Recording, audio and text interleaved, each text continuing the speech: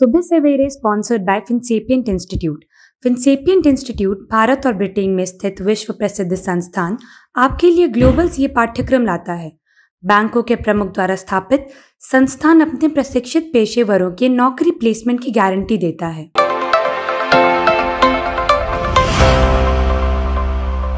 देखिए, ऐसा है कि हमारे देश में राजनीति करने का इतिहास पुराना रहा है। चाहे कोई मर जाए या कोई पैदा हो जाए, हर बात पर राजनीति हो सकती है। हालांकि ये बेशर्मी की निशानी है, पर यहाँ शर्म बचा किसमें है। नमस्ते, मेरा नाम अमन शर्मा है और आप जनता जंक्शन देख रहे हैं। ये हमारा कार्यक्रम सुबह सवेरे है, जिसके माध्यम से हम आप तक बिहार की 5 प्रमुख खबरों को पहुंचाते हैं। पहली खबर ये है कि स्वर्गीय रघुवंश बाबू की मौत पर बिहार की बड़ी पार्टियों ने राजनीति खेलना शुरू कर दिया है। बिहार के एक बड़े समाजवादी नेता चल बसे। बात हम कर रहे हैं माननीय रघुवंश प्रसाद की। अभी 3 दिन पहले ही निधन हुआ है, परसों ही अंतिम संस्कार हुआ है, लेकिन चिता को आग लगती उससे पहले राजनीति की चिंगारी जल गई। जदयू, हिंदुस्तानी अवाम मोर्चा, आरजेडी और बीजेपी, इन चारों ने खुद में ही लड़ने का फैसला कर लिया है। एक बार आरजेडी के नेता भाई वीरेंद्र आकर कहते हैं कि रघुवंश बाबू की चिट्ठी दूसरे से लिखवाई गई, क्योंकि रघुवंश बाबू खुद तो वेंटिलेटर पर थे।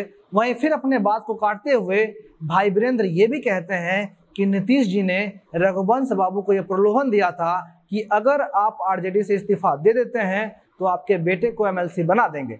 इसीलिए रघुवंश बाबू ने इस्तीफा लिख दिया। अब खुद कह रहे हैं कि वेंटिलेटर पर आदमी चिट्ठी नहीं लिख सकता है, और खुद कह रहे हैं कि नीतीश जी के कहने पर चिट्ठी रघुवंश बाबू ने लिख भी दिया। ये तो था आरजेडी का पक्ष। अब एनडीए का पक्ष सुनिए। जीतन राम मांझी को यह लग रहा है कि तेज प्रताप ने जो उनका अपमान किया था, एक लोटा पानी कहकर, उसी सदमे से रघुवंश बाबू का निधन हो गया। सुशील मोदी ये कह रहे हैं कि राजद और कांग्रेस, इन दोनों ने रघुवंश प्रसाद के जीवन काल में उन्हें खूब अपमान किया और इसीलिए रघुवंश बाबू मृत्यु से संघर्ष नहीं कर पाए। अपमान नहीं हुआ, लगता है कि स्लो पॉइजन हो गया। 23 साल लग गया पार्टी छोड़ने में और मृत्यु होने में। हालांकि सुशील मोदी ये भी कह रहे हैं कि रघुवंश बाबू की अंतिम इच्छा पूरी की जानी चाहिए, जिन इच्छाओं के बारे में नीतीश जी को रघुवंश बाबू ने लिखा था। ये थोड़ा ढंग का बयान है। अब बीजेपी का बयान सुनिए। भाजपा प्रदेश उपाध्यक्ष राजीव रंजन कह रहे हैं कि राजद के युवराज ने पार्टी के समर्पित नेताओं की कभी कदर नहीं की है। हालांकि बीजेपी अपने समर्पित नेताओं की बड़ी कदर करता है। अब लाल कृष्ण आडवाणी का कितना सम्मान हो रहा है वो तो सबको पता ही है। राजीव रंजन ये भी कह रहे हैं कि जीते जी रघुवंश बाबू को एक लोटा पानी तो कहा ही गया, मरने के बाद भी उनका अपमान किया जा रहा है। उन्होंने ये भी कहा है कि आरजेडी में वंशवाद है, इसीलिए पार्टी को अपनी जागीर समझने वाले लालू के दोनों युवराज पार्टी में जिंदगी खपाने वाले नेताओं की कभी कदर नहीं करते हैं। अब आरजेडी के वंशवाद पर क्या ही बोला जाए, हम कुछ नया नहीं बोल सकते हैं। इन बयानों को बताने का मकसद बस इतना था कि रघुवंश बाबू की मृत्यु पर राजनीति करते हुए कौन क्या बोल रहा है ये आपको बताया जाए। दूसरा मकसद ये बताना था कि ये सब सहानुभूति बस चुनावी बोली है। चुनाव अगर नहीं होता तो ये लोग श्रद्धांजलि अर्पित करके चीयर्स कर रहे होते। अब दूसरी खबर, राजनीति बहुत गंदी चीज है, ये हम भी कह रहे हैं और दैनिक भास्कर में छपी एक रिपोर्ट भी कह रही है। इस रिपोर्ट के हिसाब से बिहार के कुल 243 विधानसभा सीटों के 240 सम्माननीय विधायकों का रिपोर्ट कार्ड छपा है। 3 बच गए हैं क्योंकि 3 सीट अभी खाली है। ये आंकड़े 2015 के विधानसभा चुनाव और उसके बाद हुए उपचुनाव में दिए गए शपथ पत्र पर आधारित है। इस रिपोर्ट का जिक्र बिहार इलेक्शन वॉच और एसोसिएशन फॉर डेमोक्रेटिक रिफॉर्म यानी कि एडीआर का है। जनता से ये अपील है कि दिल थाम कर किसी कोने में बैठ जाइए, क्योंकि ये रिपोर्ट आपके दिमाग को अस्त व्यस्त कर सकती है। इस रिपोर्ट के अनुसार राजद के कुल 80 विधायकों में से 41% दागी हैं, कांग्रेस के 40% विधायक दागी हैं, वहीं जदयू के 35 विधायक और भाजपा के भी 35% माननीय विधायक दागी हैं। अगर ओवरऑल बात की जाए तो कुल 240 विधायकों में से 136 यानी कि 57% विधायक दागी हैं। 94 पर गंभीर केस है। 160 विधायक करोड़पति हैं।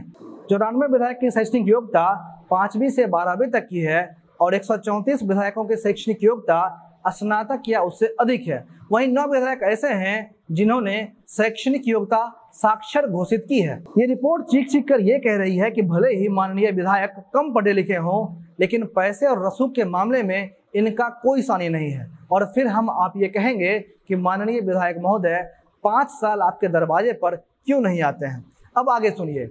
विधायकों की औसत संपत्ति की बात की जाए तो कुल विधायकों की औसत संपत्ति 3 करोड़ है, यानी औसतन हर विधायक के पास 3 करोड़ की संपत्ति है। पार्टी वाइज बात करें तो आरजेडी के विधायकों की औसत संपत्ति 3.02 करोड़ है, जदयू के विधायकों की औसत संपत्ति 2.79 करोड़ है, भाजपा के एमएलए की संपत्ति 2.38 करोड़ है और कांग्रेस के एमएलए की औसत संपत्ति 4.36 करोड़ है। वहीं पार्टी वाइज करोड़पति विधायकों की बात की जाए तो जदयू के 69 विधायकों में से 51 विधायक ऐसे हैं जो करोड़पति हैं, राजद के 80 में से 51 विधायक करोड़पति हैं, भाजपा के 54 में से 33 विधायक करोड़पति हैं और कांग्रेस के 25 में 17 करोड़पति हैं और लोजपा के 2 विधायक करोड़पति हैं। इसके अलावा AIMIM के 1 विधायक करोड़पति हैं और 5 निर्दलीय करोड़पति हैं। मैंने जितना करोड़पति इस एक रिपोर्ट को बोलने में किया है, शायद इससे पहले उससे कम ही बोल पाया हूँगा।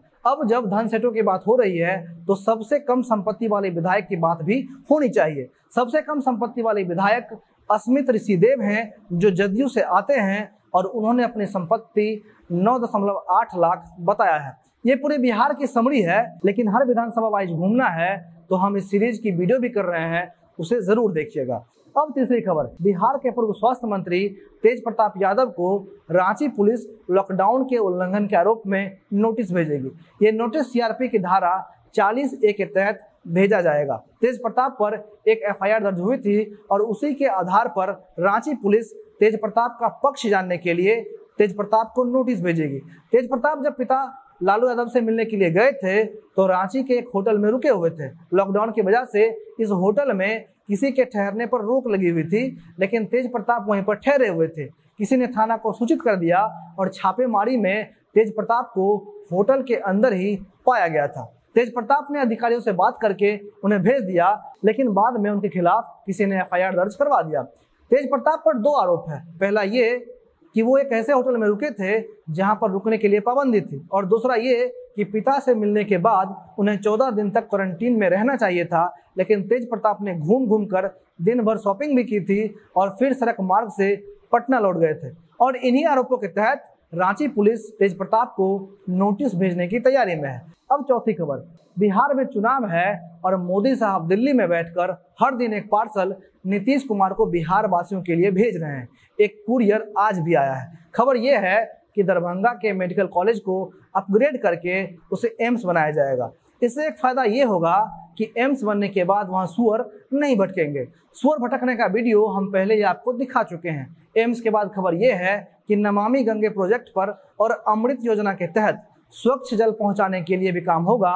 इसके साथ ही कई घाटों को पर्यटन स्थल के तौर पर विकसित भी किया जाएगा। मोदी ने कहा है कि उन्होंने एक डॉल्फिन परियोजना की शुरुआत की है ताकि बिहार के अंदर पड़ने वाली, गंगा के अंदर रहने वाली डॉल्फिन को इसका फायदा हो सके।